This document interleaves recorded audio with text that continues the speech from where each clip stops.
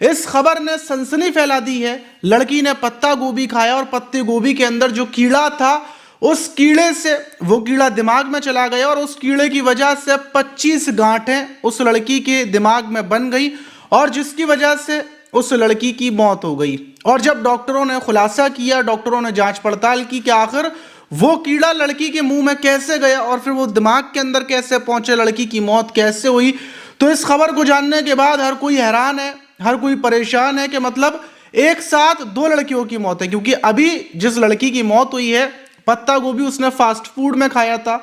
थोड़े दिन पहले एक और लड़की की मौत हुई थी, वो भी फास्ट फूड खाने की वजह से हुई थी। लेकिन इस लड़की की मौत जो पत्ते गोभी के कीड़े से हुई है, वो कीड़ा आखिर दिमाग में कैसे पहुंचा और पत्ता गोभी कैसे खाना चाहिए या नहीं खाना चाहिए, ये ढेर सारे सवाल और पूरी कहानी उस लड़की की कि आखिर उसको अचानक से मतलब गांठें बनने में मतलब कितना टाइम लगा, अचानक से तबीयत कैसे खराब हुई, इस घटना को मैं आपको शुरुआत से बताता हूं। तो दोस्तों मेरा नाम माज है। उम्मीद है कि आप सब अच्छे होंगे, सुरक्षित होंगे। और जो आज की घटना है वो उत्तर प्रदेश के अमरोहा की है। वहां पर रहने वाले नदीम जो कुछ महीनों पहले ही अपने परिवार के साथ नोएडा में शिफ्ट हो जाते हैं और वहीं पर एक कबाड़े की दुकान कर लेते हैं और जिंदगी बिल्कुल ठीक ठाक चल रही थी। उनकी एक लड़की थी जिसका नाम इल्मा था, जिसकी उम्र लगभग 17 से 18 साल थी। और जो इल्मा थी वो वहीं नोएडा के ग्लोबल स्कूल में पढ़ रही थी।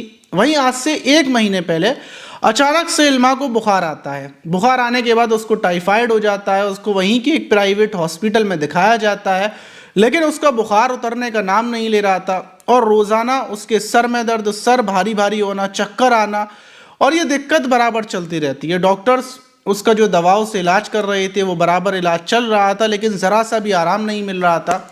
और उसी बीच जो उसके पिता थे नदीम, वो उसको एक प्राइवेट हॉस्पिटल में ले जाते हैं और वहाँ पर ले जाने के बाद का एमआरआई करवाया जाता है। जब एमआरआई करवाया जाता है, पूरी जांच होती है, तो डॉक्टरों को पता चलता है कि जो इल्मा है उसके सर मतलब दिमाग के अंदर 8 गांठें हैं और 8 गांठों की वजह ये है कि मतलब गांठें बढ़ती जा रही हैं।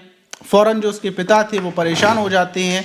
इल्मा का जो ट्रीटमेंट था वो शुरू हो जाता है। वहीं डॉक्टर्स नदीम से बोलते हैं कि जो इल्मा की दिक्कत है वो बढ़ती जा रही है, इसलिए इसका जो ऑपरेशन है वो होगा और जो ऑपरेशन होगा वो राम मनोहर लोहिया जो अस्पताल है वहाँ पर होगा। तो फौरन पिता इल्मा को लेकर राम मनोहर अस्पताल में लेकर पहुँचते हैं। वहाँ पर डॉक्टर्स चेक करते हैं।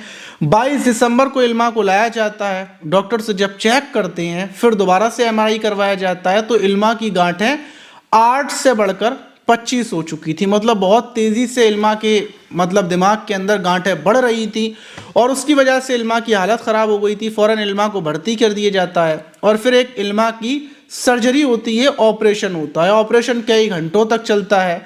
ऑपरेशन होने के बाद इल्मा बाहर आती है, क्योंकि इल्मा के ऑपरेशन हुआ था, गांठें निकालने की पूरी कोशिश की गई थी, कुछ गांठों को निकाल लिया गया था, लेकिन उसके बावजूद 29 दिसंबर को मतलब ऑपरेशन के बाहर आने के बाद 29 दिसंबर को इल्मा की मौत हो जाती है। इल्मा की मौत के बाद मानो मतलब परिवार में कोहराम मच जाता है, बवाल सा मच जाता है। परिवार वाले डॉक्टरों से वजह पूछते हैं कि आखिर इल्मा के दिमाग में गांठें कैसे हुई। डॉक्टर बताते हैं, जो वहाँ के डॉक्टर थे वो बताते हैं कि इल्मा मतलब क्या खाती थी। इल्मा ने कोई पत्ता गोभी वगैरह खाया था।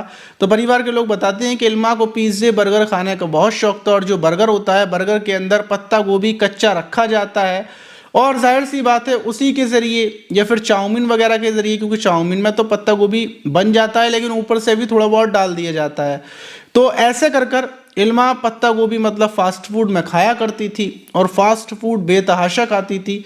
तो वहीं के जो डॉक्टर थे, डॉक्टर बताते हैं कि इल्मा ने जो पत्ता गोभी खाया था, उस पत्ते गोभी को मतलब कच्चा इल्मा ने पत्ता गोभी खा लिया था। उस पत्ते गोभी को धुला हुआ नहीं होगा। पत्ते गोभी के ऊपर एक कीड़ा लगा होता है और वो कीड़ा उस पत्ते गोभी के ऊपर लगा। और जब इल्मा ने उस पत्ते गोभी को खाया होगा तो वो अंदर इल्मा के पेट में गया होगा और पेट में जाने के बाद जो पत्ते गोभी के ऊपर कीड़ा होता है वो जो नसें होती हैं मतलब खून का दौरान होता है उसमें मिक्स हो जाता है और खून के ज़रिए फिर वो दिमाग में आता है।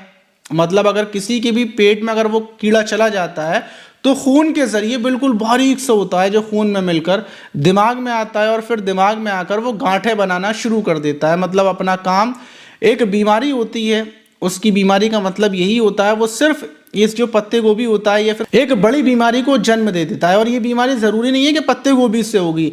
जैसे हम बाहर जाते हैं, कोई भी ठेला लगा हुआ होता है जहाँ पर ढंग से सब्जियों को नहीं धोया जा रहा है, वो सब्जियों में भी वो कीड़ा होता है और वो अगर हमारे पेट के अंदर चला जाए तो दिमाग में गांठें बनना शुरू हो जाती हैं। अगर गंदगी से भी कोई चीज़ बन रही है, उसमें मिट्टी वगैरह लगी हुई है, तो उससे भी ऐसा हो जाता है। और इल्मा के वही हुआ। ये खबर न्यूज़ में जाती है और न्यूज़ में जाने के बाद मानो भूचाल आ जाता है।